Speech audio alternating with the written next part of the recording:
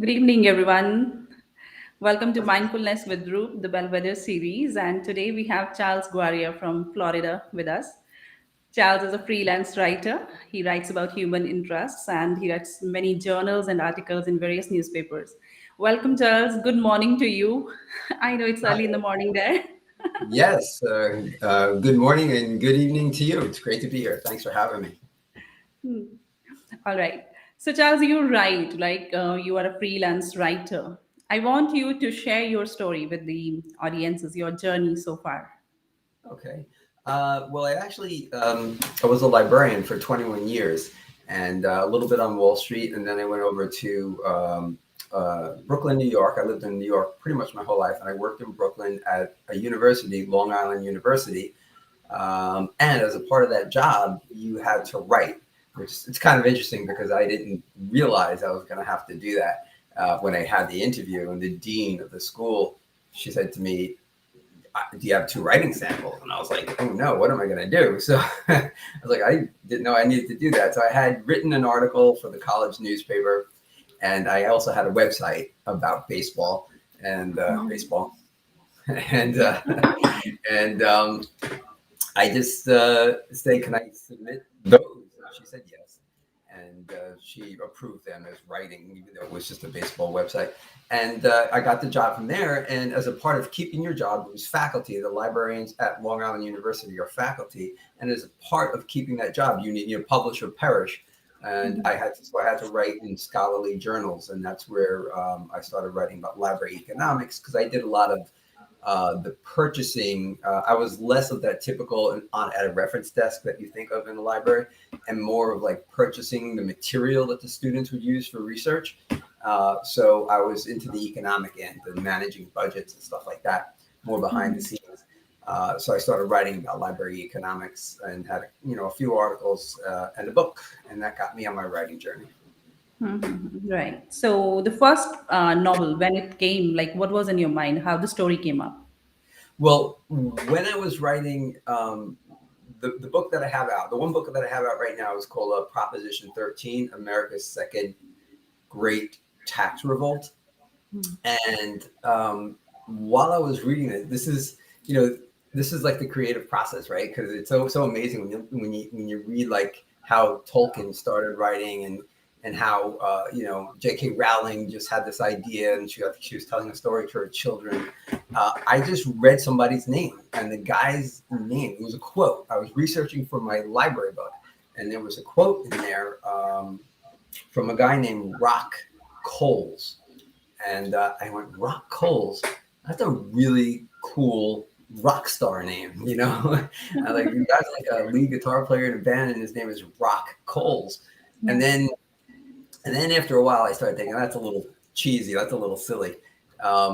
But that spurred, at that moment, my main character was born. When I heard the name, when I read that quote, Rock Coles, my main character, who became, in the long run, my main character is Puerto Rican, and Rock Coles is actually in the book, but his name is Rolando.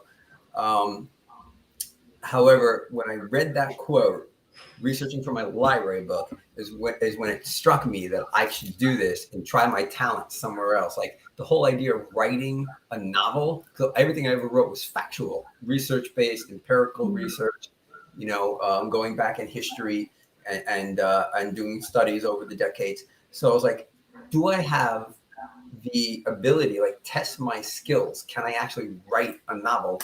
I want to see if I could.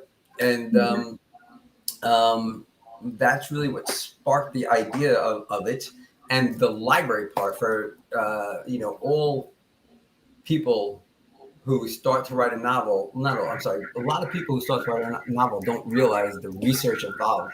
So, like Yeah. my library background really helped, because there's a lot of research involved in writing. That's something I would say to a new writer. Be prepared to do that, and the fact that I already had that skill made the novel writing much easier. Right. So it was not like you were like passionate for writing since childhood. Means gradually you started with it once you were working in the library and all. So it's Yes, hmm. Then you fell in yes, love with the writing and research work. Yeah. Love it. Yeah. Yeah. Mhm. Yeah. It's Even, yep. interesting to know because sometimes people they feel that some people are just gifted with the usage of words and all, and only few of us can become writers. It's not everybody's cup of tea or something like that. But you are an Right. example that like you as you told that when the lady told you that you have to write, then you were little tense, but then gradually you just took it up as a profession. Now you're writing and you now love writing and everything, so it's interesting to know. Yeah, you know what it was like a lot of librarians don't expect that they're ever going to have to write, because not too many librarians are actually faculty where that's going to be a requirement. Um, and I just, I'd written in college, and I just said, when my first article as a professional article, I just said, I'm going to write like I wrote in college, and not like worry so much, because a lot of my colleagues back then would want to like go to a class. How do I write? And listen to other people. And to a certain degree, you can do that, right? To Yeah. a certain degree, you can read about what other people do and how. But it's kind of like I told them, I said, this is like doing push-ups. Like you can only read about a push-up so long. If you want to Hmm. do a good push-up, you Yeah. got to do the push-up. If you want to be a good writer, you got to write. Sooner or Right. later, yes. So that's what I said. Absolutely. Yeah. So I was like, all right. So I went to a few symposiums and with them, and then I was like, I'm writing. I'm gonna write like I did in college, and see what happens. And that's what I did, and sent it out, and yeah, it got Hmm. published. So. So what is your usual like work environment? Quietness or seaside? Oh well, I think I mentioned this. The sun's starting to peek through the trees here. We um, my girlfriend and I have a great house here in Florida, and we have a nice backyard with trees and facing the sun rising, facing the east, so the sun's rising. And this is my office. This is it right here. There you go. There's my dresser. Beautiful. There's my dresser in my office. This is my office, and I look out, stare out the window. We have some bird feeders, and the birds come by. And when I need to think, Mhm. I just stare out there and see the cardinal birds and watch the sunrise. And very quiet. Even like if you go to a bookstore. In America, we have Barnes and Noble. It's a very popular bookstore, and even there, the music's like a little too loud. Like I can't have music in the background. I need real silence so I can Hmm. work. Yeah. Hmm. Interesting, interesting. Very beautiful background. And as you've told me, I'm just imagining like sun rising over there and then bird feeders and all the trees around in your courtyard. Yeah. Interesting. All I'll right. post for anybody who's listening. Check out my. I'll post on all my social media later some of the photos. It's nice.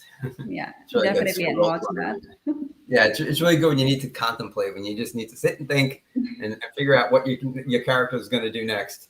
Yeah, it's Yes, really absolutely. yes. Absolutely.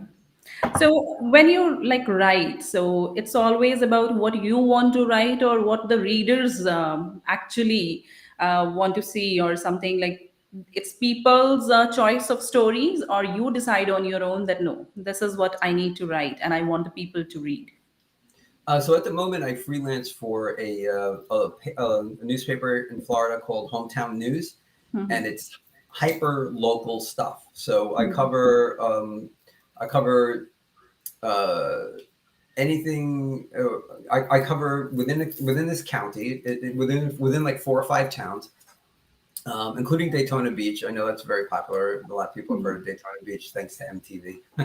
uh, and and the editor will tell me what to do, to directly answer your question. Like, I need you to cover this government meeting. Like tomorrow night, I'm going to a council meeting of the city that we live in, because there's big news coming, and he wants me to cover it.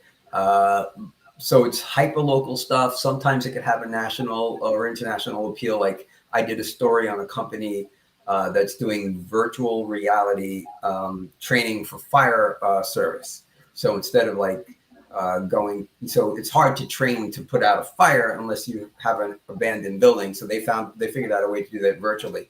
So I did that story, and basically the editor will tell me Hmm. what to do. And so they're not opinion pieces. Like I don't really put my thoughts into it because I'm actually more reporting Hmm. or doing a feature story. So Hmm. there are these two women who had a garden in their backyard, and they sell to local markets and local restaurants around here. And they do it. They have like this huge backyard, and they just grow like all kinds of. It looks like a farm in their backyard, and it was really awesome.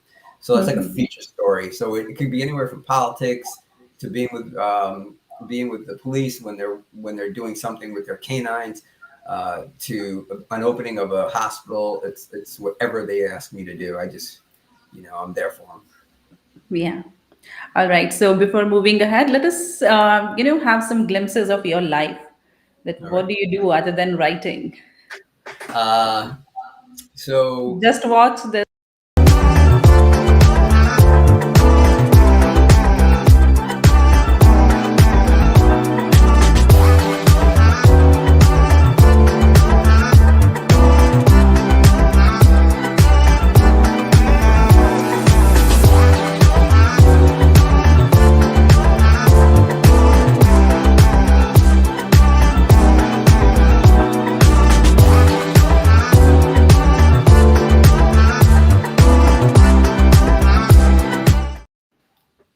Interesting, huh? Rockstar. Rockstar life you lead. Yeah. that's kind of the So I image was that. asking you that what do you do when you're not writing? Okay.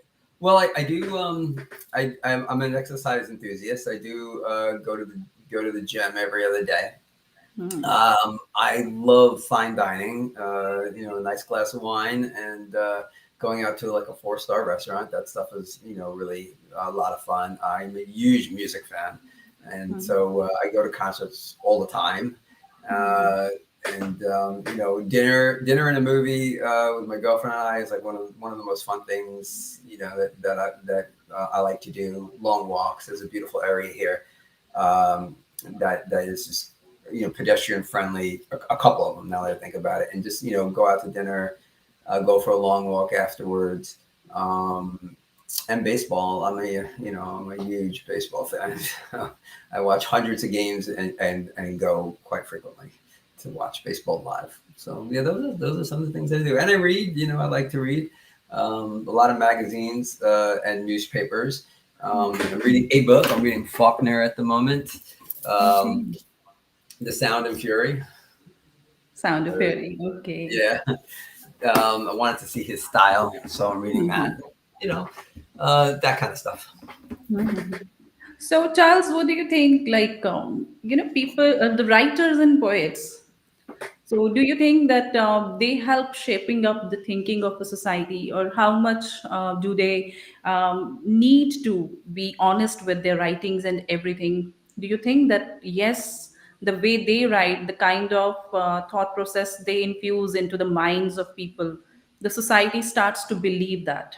What do you think? Um, yeah, so I don't really know a lot about poetry, but writing in Yeah. general on that side of the house.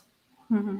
Uh, I think that still, even though we have all videos and online and TV, but the printed word still I think is the most objective way. I think that some folks have lost the concept of what a columnist is and what a reporter is. Like I had mentioned, I can't give my opinion. I'm not a columnist, so if I write something, I'm a reporter. I'm reporting on the government here, so I can't give my opinion. I have to be, to answer that part of your question, I have to be fair. If somebody says something that's stupid, I have to write it, but I can't say it's stupid. Like I just gonna put their quote in and let the Yes. reader figure that out. You know what I mean? Mhm. Because that's not what they want from me at the newspaper. But I think the written word still plays a very important role. I can watch some news channels here in the United States and see a slant, but then when you go to their .com, you don't see that slant. Like they're writing more from a straight perspective of here's the facts. Okay. Uh, and I do think, just to reiterate, underscore this, I do think that there are a lot of folks who don't realize the difference between a columnist who's giving their opinion, and that might not necessarily be news, they're just giving their interpretation of the news, and what an actual news story is.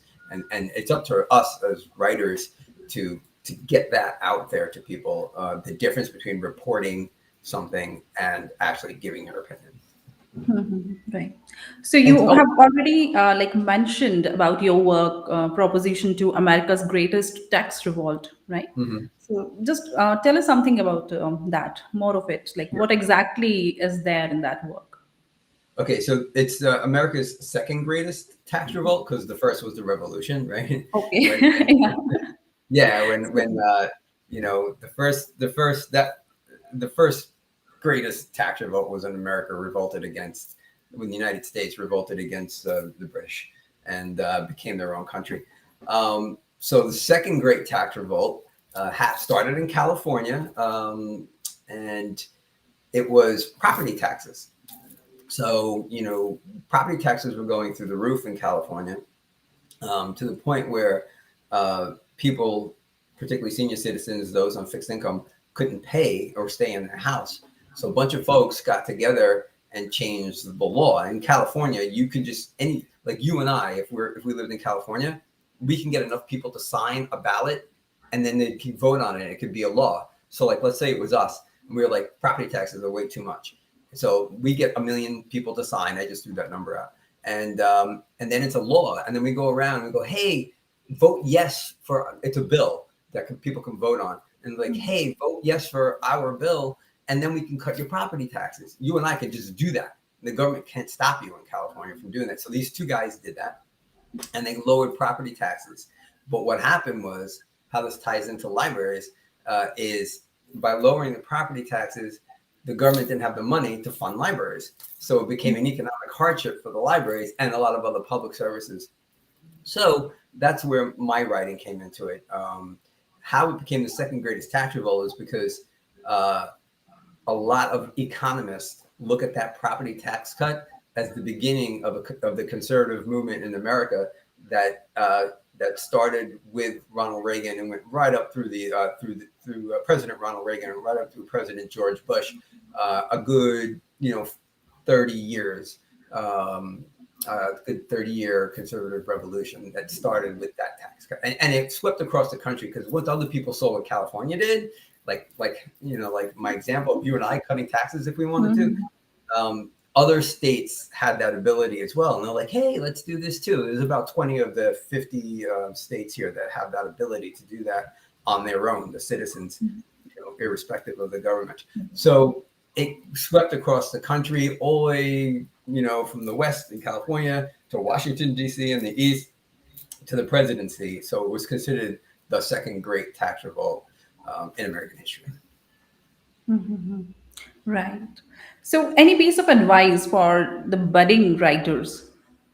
Yeah, so some of the things that we touched on earlier, just write. Don't worry. You can read a little bit about what to do, but I think that one of the most important things that you can do is write for yourself. It's actually something I've read. J.K. Rowling actually said too, and honestly, I was thinking it before. I used to think this before I realized that she liked it too. She says it too, and that's, you have to like your writing. Like when I read some of my book, I laugh. You know what I mean? I'm like, that's pretty funny. Some of it's goofy. Some of it I'm like, I don't know about that. But other parts of it, like, you make yourself laugh. You have to like it. And that's true. I think and that was true when I was writing scholarly stuff too. A lot of people in the scholarly world will look for a place to publish before they write. Like I have this idea and now I need to find a publisher. I always felt, and I did this with my novel too, I always felt that if I like it, somebody else is going to like it. There are like, what, 4.5 billion people in this world? I'm not the only one who finds this interesting.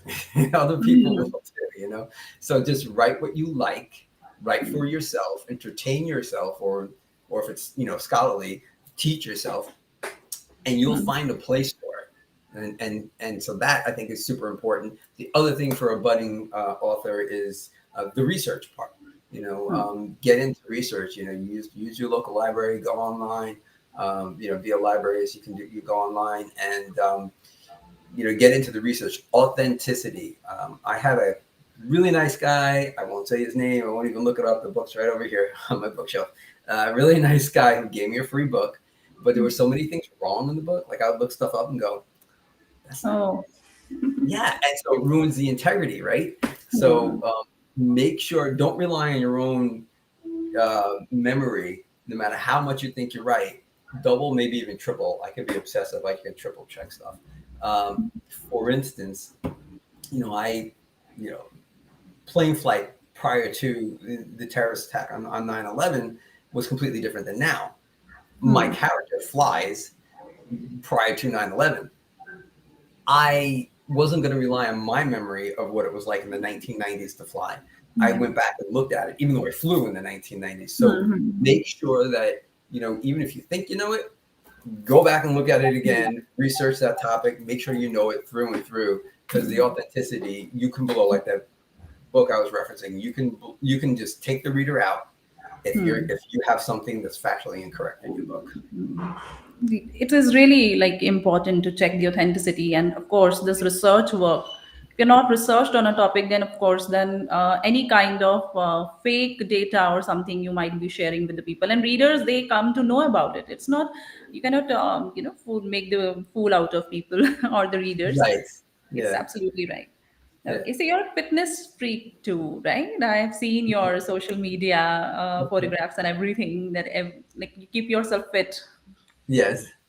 How's that? Like, why are you so much particular about everything?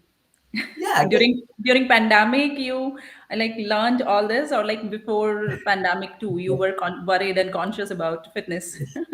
yeah, before that. Yeah, Okay. good question. That's good. It actually started probably like 21 years ago, 22 years ago. I started going to the gym. I mean, going way back to high school. Now that I think about it, I always like to run and work out. I used to play football in high school, and so I was always like at the gym and stuff like that. But it became a little bit more of a constant, obsession type thing about 22 years ago. I like to be active.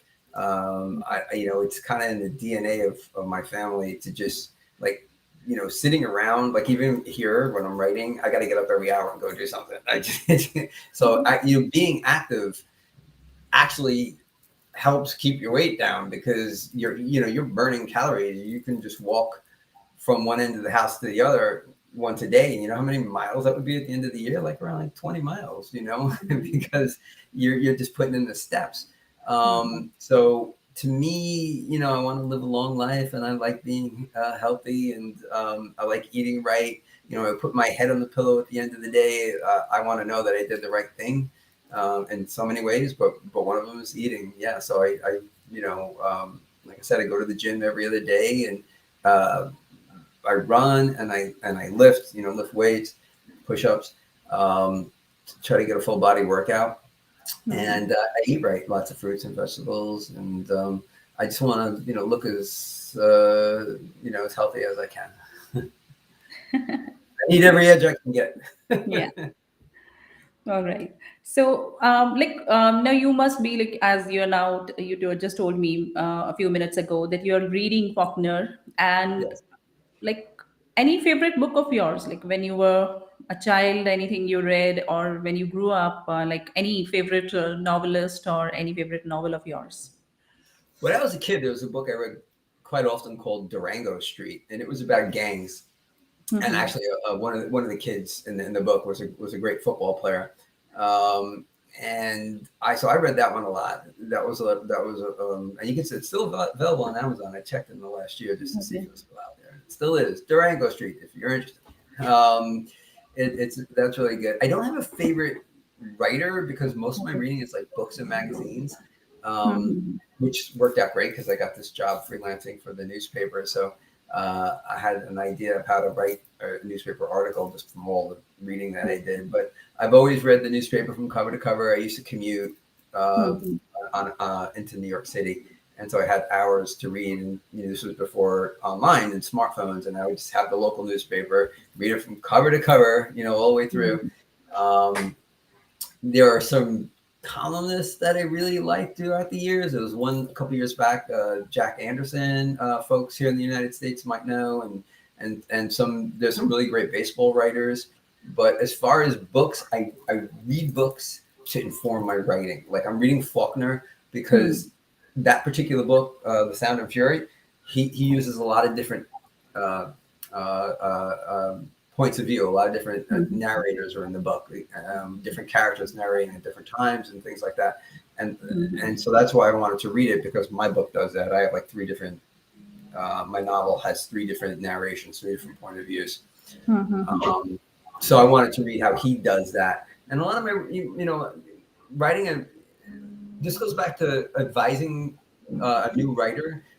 I love music. I said that, right? I played guitar for a little bit when I was a teenager, but to write about a musician, I had to read about musicians. So a lot of Hmm. my reading in the last like 3 years have been biographies on like Paul Simon and the lead guitar player Hmm. in Aerosmith and the rhythm guitar player in Kiss, um, Janis Joplin and another huge Tina Turner. Just reading. Hmm. So that's sort of books that I read are to Hmm. inform my writing more so than picking something up for pleasure. The pleasure stuff are the magazines and the Yeah, newspaper. interesting. Yeah. So, how is it like different, like journal writing, like the stuff you write for newspapers and these means columns and everything, and writing a novel? What's more interesting? And like, if you like both of them, like, what is the difference? Yeah, I do like both of them. I don't know the difference. The first thing that comes to my mind is uh, the creativity aspect because I do Hmm. have to kind of be on the straight and narrow when I'm writing for the newspaper, and I do try to throw in some creativity to catch the reader's uh, attention in like the first paragraph. I might throw in a quote or an interesting stat that kind of segues into the main topic of the article. Um, for instance, I did something on beach volleyball the other day, and I looked up how many people played beach volleyball, and that's where I started out the article because I thought that Hmm. would grab people's attention. There are millions of people in America who play beach volleyball, and who knew that. So like I put that in there to grab their attention, and then I moved my way down into like the local scene of beach volleyball and what's going on. Um, that's about as creative as I can get. Then it's more fact based. So the big difference there in my novel is I can be as creative as I want to be. You know what I mean? And it can go in a million different directions. And of course, your characters often tell you what direction you're going in. That's the sort of writer I am. There are people who have handsters and people who outline everything, and I Hmm. am not a planner too much. I might have a list in my head, but I don't like write things down and say, okay, my main character is doing this today, and this is how we're gonna. I kind of just let it flow. So there's more creativity in the novel process Hmm. for me than there is, writing for the newspaper. Hmm. Right. So, what are the future plans? Like, what are you working on at present? So at this moment, my book, the manuscript that is out with almost as many as 15 people reading it, beta readers. They're reading it right now, and I've gotten some feedback, and it's all been very positive. They like the twists in the book, and they like the main character Orlando a lot. Um, so at the moment, I'm trying to get some more freelance work. If I can get that, writing. Anybody need to hire a freelance writer? Look me up. Absolutely. Yeah. Yeah, I'll write anywhere for anyone. I'll go anywhere. I'll write about anything. Just hit me up online, and I would love to do it. Do more of that. I have an idea for another book. I there's a couple of things here. I have an idea for another book that has nothing to do with this book, but I also have an idea for a sequel to the novel that's being beta read right now. But in the next 12 months, I will either self-publish this book or have a publisher. So that's where I'm going. Um, Early next year, I'll be looking into either one of those two things early next year. Mhm. I want you to like tell the viewers about your all your social media handles and your website, so that if somebody wants to read your work, they can just explore the sites. Okay, great. Thanks for asking. I have I lived on Long Island, so when I started this, my handle online is actually Chuck Long Island. So if you just put at Chuck Long Island, you're gonna find like everything. Uh, um, Also, my website is chucklongisland.com. So I didn't change that when I moved here. I moved here to Florida 2 years ago. I didn't change it because it was already established, and I was already like building a following and Yes. stuff like that. So I was like, I'll just keep it. And so I am on everywhere but TikTok right now.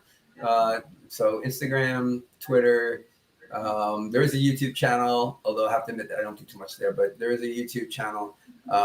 Facebook, two places. I have an author Facebook page and a personal one. You can follow me on both.